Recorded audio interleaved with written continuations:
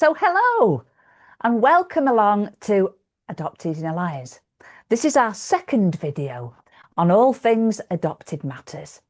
Today's topic is going to be about reunion. This is a big topic for adoptees. So let's pace it through. I'm going to share some of my thoughts and my experiences, and then my colleague Lara is going to come in and share hers. And at the end, we'll tell you what's coming next. So reunion then, wow, this is a huge topic. It may feel for a lot of us just like a course of action that just has to be taken or not.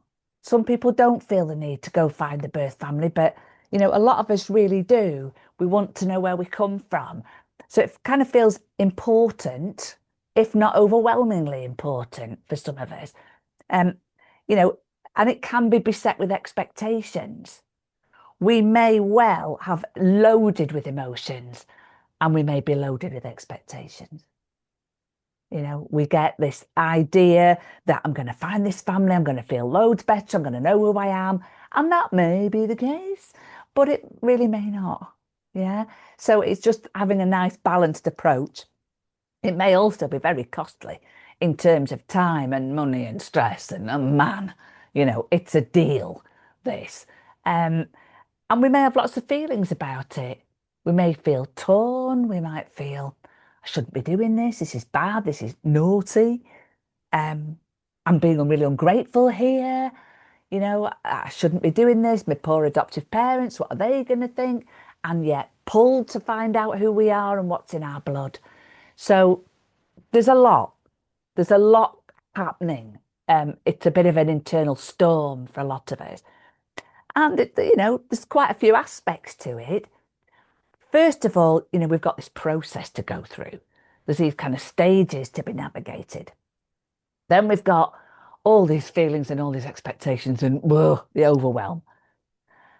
Then we've got to consider the adoptive family.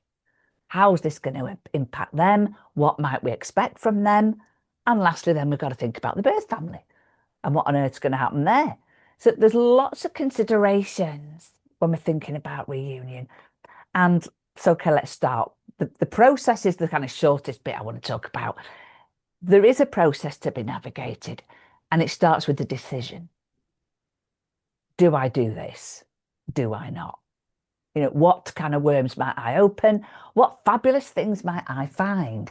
And it might be a good old mixture of that. So we have to think about when's the right time? When's the right time for me?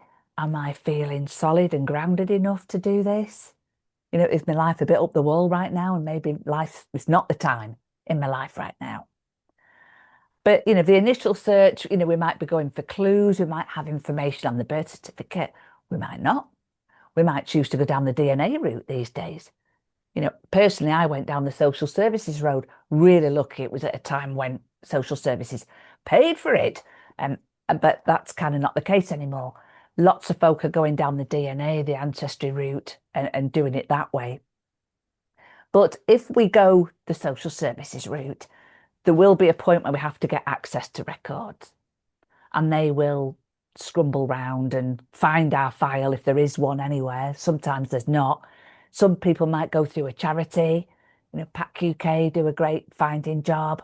But there'll come a day, if we take that route, where there will be file day. Dun, dun, dun. I was presented with a folder like this, stuffed full of letters and forms and the whole process that my adopted parents had gone through.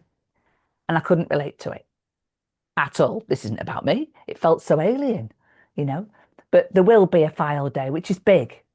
It's big, finding out perhaps the names of your family, finding out the circumstances. It can be, because we're finding out about me for the first time. You might be finding out your details of your birth family. And ideally, I would still recommend going through an intermediary for that process because it's blooming mammoth. It helps to have somebody beside you, an intermediary helping you out. So our own experience might be beset with the fantasy. I had a fantasy that my birth mother was this fairy lady, people who've heard me speak have heard me say this before, but there used to be an advert for Cadbury's Flake, and there was this, 70s lady traipsing through the fields with a daisy chain in her hair and this white floaty dress. And I decided when I was small, that was my birth mother. So, she's got a lot to live up there because she's not a fairy lady. She's just a normal woman who was, somewhat overweight old lady by the time I got to meet her. So, we may have this fantasy and it might be loaded with expectation that she's going to want to scoop me up and look after me forevermore and, smother me with kisses and there'd be this delightful reunion. And well, sometimes that happens. But certainly not in my case, and certainly not with the adoptees I've met. It can be something different to that. We might go along with the idea of thinking, okay, let's just get the medical details then. That would be good. And that kind of helped me, actually. I did set off with the intention, let me just find out what's in my blood.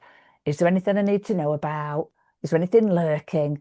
And I kind of told myself that that would keep me safer if I just had that expectation. And it kind of worked well, actually.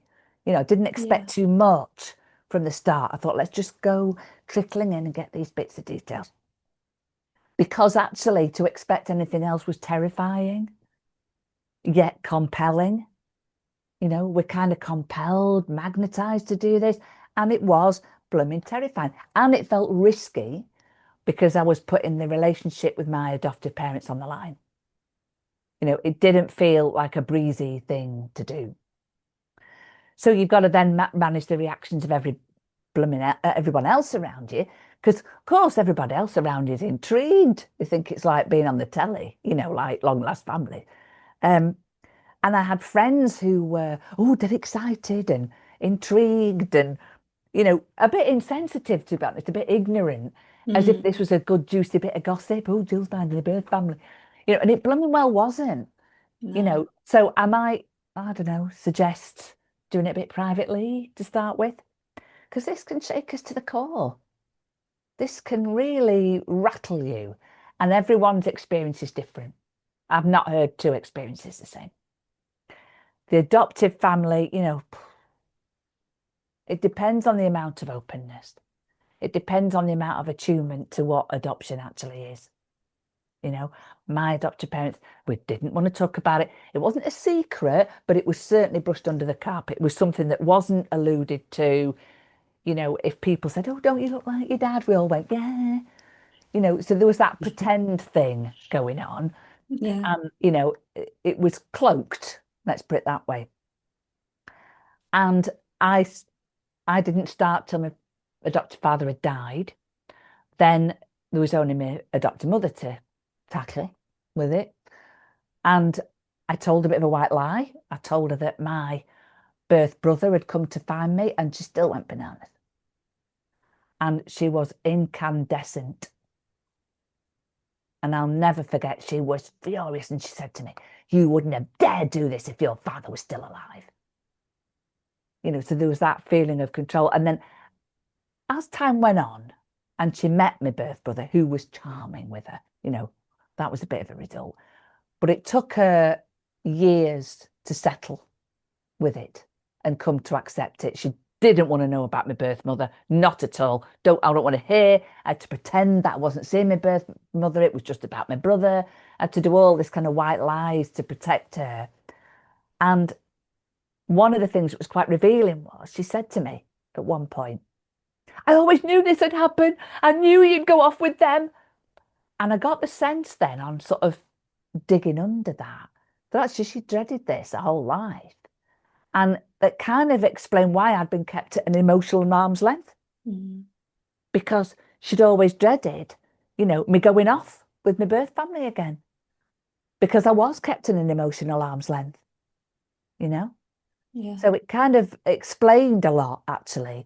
So there were big emotions on my adopting mother's part.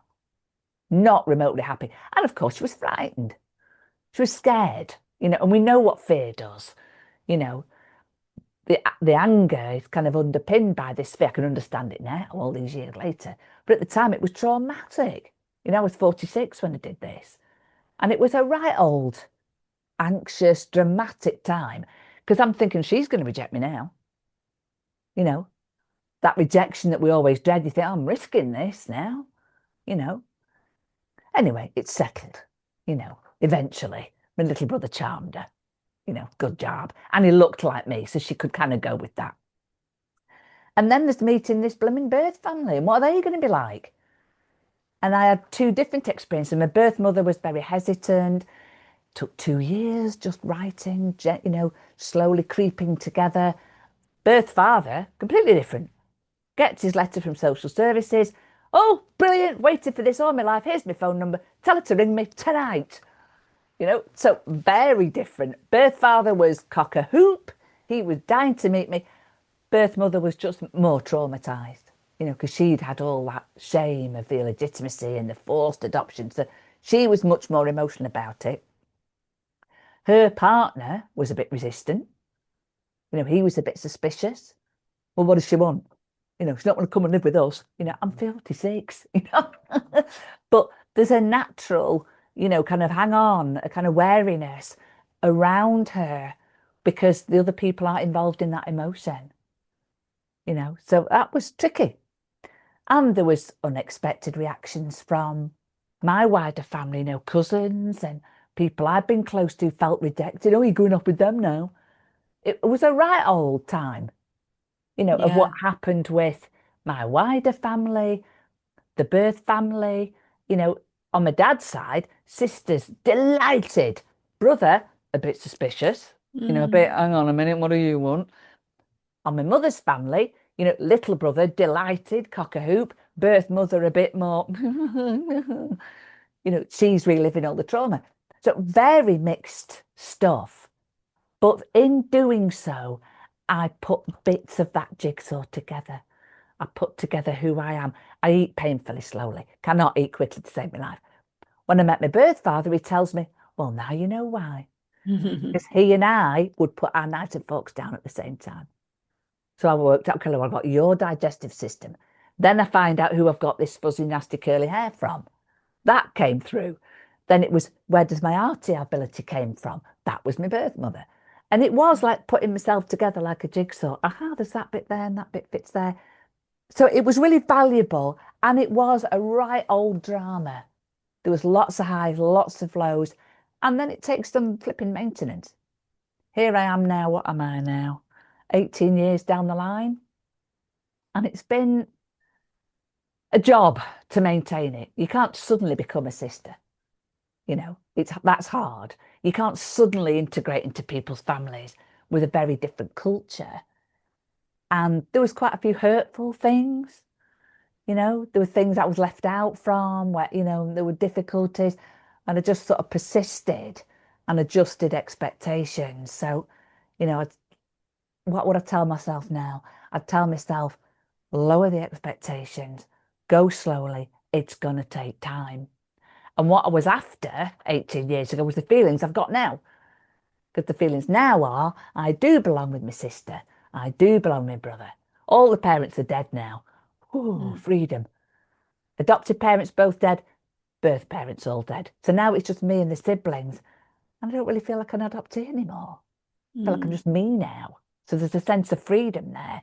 But blimey, it took some maintenance and some effort to keep those relationships going. And lots of things that I felt reactive to and hurt by, and had to just kind of navigate Yeah. carefully. Um, Yeah. so a right old process. But I never actually got to feel close with my birth mother, really. She felt like a second aunt or something like that. Neither of us ever let the guard down. So I thought I would just share with you this Mm. poem I wrote, which was for my birth mother's funeral. Okay. Of course, she's died now. So part of my body, yet not of my life. My brother's mum and a loving wife. Our bond was not allowed to be, but you were always inside me. A baby knows who is mother, a cellular connection like no other. My bones always knew that someone was lost. I lived without you at a cost. We reconnected after way too long. We smiled and talked and tried to be strong. And after the years of being apart, it was hard to really open my heart. I wanted to belong to you, to be mother and child, but often cried on leaving you with feelings running wild. How do you allow a love so strong when it feels so hard? We knew each other in our souls, but both kept up our guard. My grief at your loss is nothing new. I've mourned for you my whole life through. To not have found you would have been a crime, and I'm sorry I couldn't find these words in time. So with that, I'll hand you over to Mm. my gorgeous colleague, Lara. Thank you, Gilli. Thank you for sharing that with us. Really emotional. And there's so much that I would love to pick up on from what you've said. I'll try and do my best to remember which bits jumped out to me the most. But as you say, no two reunion experiences are the same. Um, and you kind of have to prepare yourself for what it could be. You have to prepare yourself for what it might not be. I mean, you talk about this loss, and this is the loss that we live with from from when we're pre-verbal, isn't it? The loss Yeah, is the very first loss. It's the very first experience that we have in our lives, and it stays with us. And so that the thought of that reunion, it's really loaded, isn't it? And so yeah, you kind of you have all these kind of like, conflicting thoughts in your head around, I really want this to happen. Maybe, as you said, not everyone does. I really, really did. So for me, I was really clear from very early on that I did. Um, but you've got to hold these two ideas in your head that I might get a lot of answers, or I might get none, or it might go well, it might be awful, it might be mm, another rejection. And in the end, you've just got to kind of prepare yourself, I think. I mean, I was very young, so I didn't go through a process of preparing myself for anything. I just knew really strongly from very young that this was going to be something I was going to do. mm, And I don't know, we're going to talk about identity, I think, aren't we, a little bit yeah, in future videos. But for me, identity was a massive part of it. As a baby, I was white blonde, pale skin. My three family members, my sister was not adopted, and my dad was of Italian origin. My mum was very, very dark haired. My sister's got very, very dark hair, dark skin. And so I remember this one time where I was sat opposite the three of them. Interestingly, we were waiting for a flight. We were all going somewhere together, and they happened to be sat, the three of them, opposite me. And it hit me like a thunderbolt of like, I'm not part of this. And, wow, I just felt I craved to see somebody who I felt like I looked like. For me, that was the overriding thing. And it never ever went away. And actually, I couldn't really think beyond that. I needed mm, that. I needed that sort of sense of some sort of connection to somebody out there that I felt like was mine. Whether it was going to work out, whether it wasn't going to work out, I just couldn't even really think about that. I just had this desire to see another individual in this world that where we shared some common, physical traits. Yeah, mm, there's a lot more to it rather than just the eye color, hair color, and skin color of my three family members. But there was build. I mean, yeah, I'm kind of slight. They were a lot taller and built different. There was so much that used to come into this. And to your point about being prepared, I mean, I wasn't ever grounded or prepared. I was a mess pretty much from pretty early on until quite late on, actually. So I was never in a space where I could say, I'm feeling grounded right now. It was yeah, something else. For me personally, it was something else just propelling me. Now, my adoption was private. So there were no records. I mean, I did try writing to my local authority. For those of you who are not in the UK, probably a slightly different system, but here now anyway, it's certainly social services that kind of takes that up. But for me, I wrote to my local authority that had nothing, so there was no file for me. But what we had, and I was in the search for my mother, was that her surname was pretty unusual. It was really rare, actually.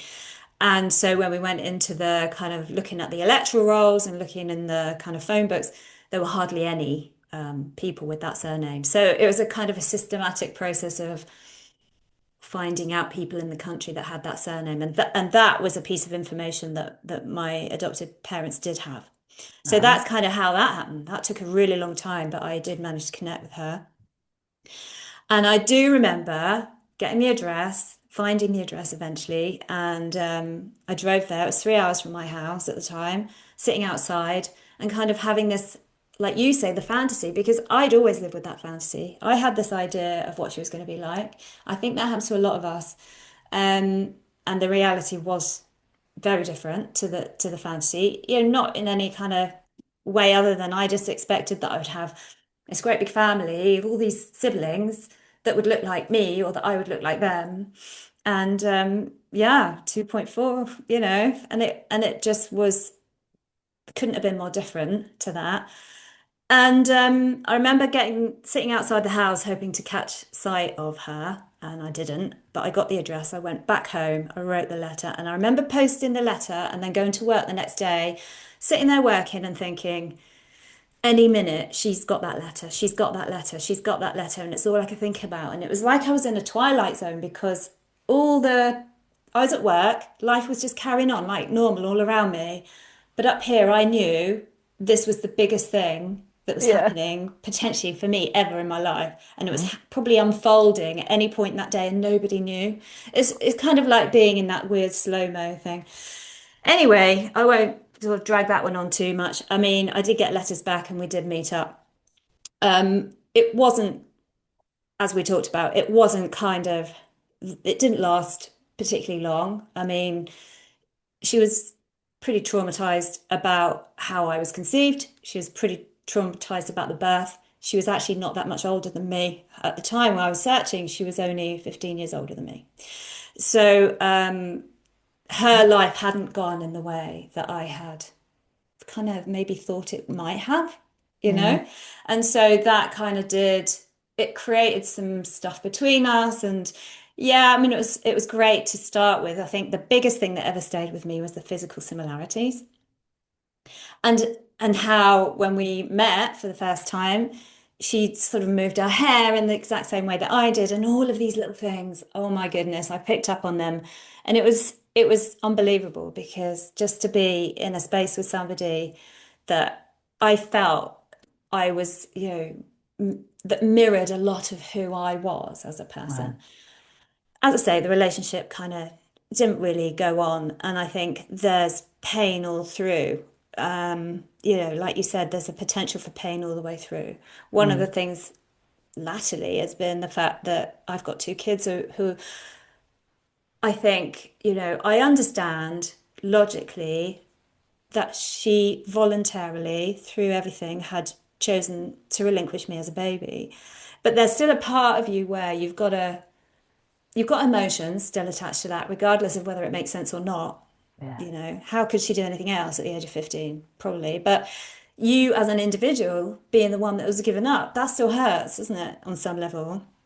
But actually, when I had my kids and there was sort of no desire to see them and know them, I got the hurt all over again. Ah, And that was really tough. And so that was kind of the thing because I was hurting on their behalf in a way. I don't know if that yeah. makes sense, but Yeah. maybe someone else out there can sort of resonate with that. So I sort of had to pull back at that point. But then I'd been searching for my birth father all my life, and I didn't have anything to go on with him. I had Oh, I had a first name, no surname, and a very firm reluctance on my birth mother's part to discuss anything to do with him. So I was really struggling for 30 years to find anything out to do with him. But in the end, it was DNA. ah, And sadly, I had missed him by 4 months. So that was another real kind of oh, difficult moment. And that was only 5 years ago. So yeah, it's so much of all of this, isn't there, Gilly? yeah. This is what we always say whenever we run our gatherings or we talk to people. It's adoption is not a one-time event. It's No. it's like the scars of it, the pain of it, the residue of it goes all the way through your life, doesn't it? Yeah. Absolutely. Um, so, so yeah, it's looks different for everybody. It's for some people something they absolutely have to do, regardless of how Mm. it may end up. And for others, everyone's got their own sort of thoughts about it, whether the betrayal comes into it or whether, of the adoptive family. It's a personal story if you've got siblings and things like that. But I speak to a lot of people, a lot of adopted people in my work, as I know you do. And Mm. yeah, I don't think it's ever been the fantasy kind of dream outcome, sadly, that I think most people hope it will be. Mm. Yeah. But nevertheless, do I regret it? Absolutely not, because I know so much. And actually, I found out about my father, even though he had died. I then subsequently met a lifelong friend of his and spent a whole Mm. day speaking with her and just got such a picture of him. And that was my closure then, because I had no physical resemblance to him, the Right. pictures I've seen. But what I had in terms of what he had given me was everything else, in terms of how our Ah, minds work, in terms of how our brains work and everything like that. But from her, I got the physical. And so, yeah, I did. I got closure. And actually, it wasn't that relevant to me at that point that right. the relationship wasn't ongoing. It might not have worked out with him, but now I have closure because in my head, I have a story that works for me. And Yeah. that's how we work, isn't it? How we operate as people. It's the stories Mm. that we tell ourselves and the stories that sustain us. I think going back to your point about the resistance, I know you saying that, your mum felt really threatened about it, didn't she? Very. And that'll be pretty common because one of the things that we do know is, rightly or wrongly, it's very natural. We know it's very natural, but if you can't conceive your own child, adoption becomes an option, and that adoption is taking place to make you feel complete as the Mm. mother who can't have your own child. So Yeah. therefore, that means that that adopted baby or child, you want that to be yours. Like that is what's happening. That's Mm. that's happening in the mother's mind many, many times. And so the thought of you then going to find a different mother is it's a struggle, isn't it? It's a real Mm. challenge. And this is a lot of the education that you and I are trying to do, isn't it? Is that Yes. nobody belongs to anybody, that we're on loan and you Yeah. can love and care and take care of another person, but nobody is anybody else's person other Mm. than, you know, you as an adopted person are going to probably go on to want to know what your history is and your roots are. That's a Mm. very, very natural thing to do. Yeah. And so it's like, if you're thinking about adopting, I would always just say, be open to the fact that that individual is going to grow up to be their own person Mm. and love you probably, but they still got questions. We have Mm. questions, don't we? We have questions that Yeah. we need answering. And so it's not about Absolutely. betrayal. It's just about a very natural process, I think. Yeah. Yeah. I agree. So, yeah. I even think that daft as it sounds with pets, we don't own them either, do we? No, You this is know, very often the they're not issue with ours. humans, isn't it? We become a little bit kind of possessive. Nothing's ours. Another living being is never really ours. It's on loan No. until Yeah. they decide to fly. And Yes, we have to exactly. encourage that, don't we? Yeah. Yeah. Great.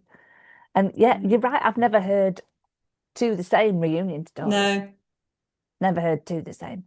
And Mm, everything on the scale from dreadful, to mm. amazing and everything in between. Yeah. Yeah, and I don't know. Lord. You mentioned Long Lost Families. I struggle to watch that. I can't watch it. Yeah. I have I phases don't when I know watch it. why. Yeah, I don't know. I get this sort of I feel like what is a really important, difficult, traumatic, loaded journey that we're going through is kind of being, I don't know. I find it is made into something Yeah. about entertainment. I know there are deep stories in there. I do know that, and Yeah.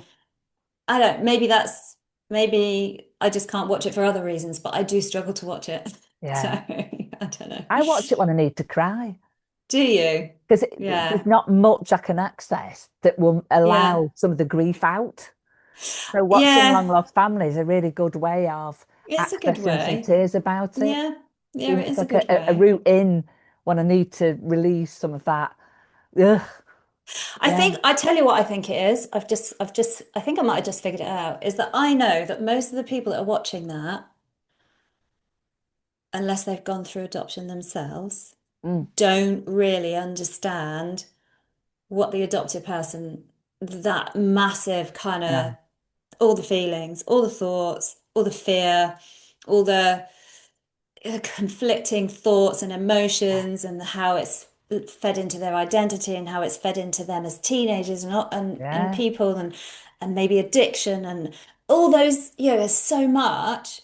Yeah. And you and I always say, this is one of my biggest things, is that I would love for the layperson, and that's not said disrespectfully, but anyone who's not involved in adoption, I just would love to find when there's a day where they just know that if you've been adopted, that means your life hasn't been Yeah. flowers and roses and celebration and a great big fantasy, because it's a struggle, and Mm. It is. we get there. But there's so much within it that I think most people are not really getting, and Yeah. I don't like that. I So, think that's what it is. yeah, I think you're right. I agree. Yeah. Yeah. Aye. So there's probably lots more we could say on There's always reunion. so much more. We could talk for at least another hour, but we won't Yeah, because yeah, we know right. that everyone's time's precious. So we are going to be looking at lots and lots of issues around adoption or that affect adopted people. So we're going to talk about things like identity, belonging, Mm, adaptive survival strategies, because we kind of do those. mm. Relationships, what's the impact on our relationships, in later life as Wow, an huge, adopted? isn't it? I mean, just huge. Yeah. Yeah. Maybe some in the anxiety, maybe some Mm, depression. mm. So we're going to have quite a few additions down the line. We're still mulling on which one we're going to do next, but there will be edition 3 out maybe autumn time. Yeah, Yeah. yeah. Thank you for stopping by and watching. We Yeah. hope it helps in some small way. Nice to have, just a little bit of information out there, really, because I think Yeah. it's been sorely lacking. We know it's changing, don't we, Dilly? It is We changing do. slowly, but it's not fast enough, is it, for us? Indeed not. So Thank thank you. you so much. Cheers. And yeah, I look forward to seeing you on the next one. Thank you. Bye. Bye. Bye. Bye.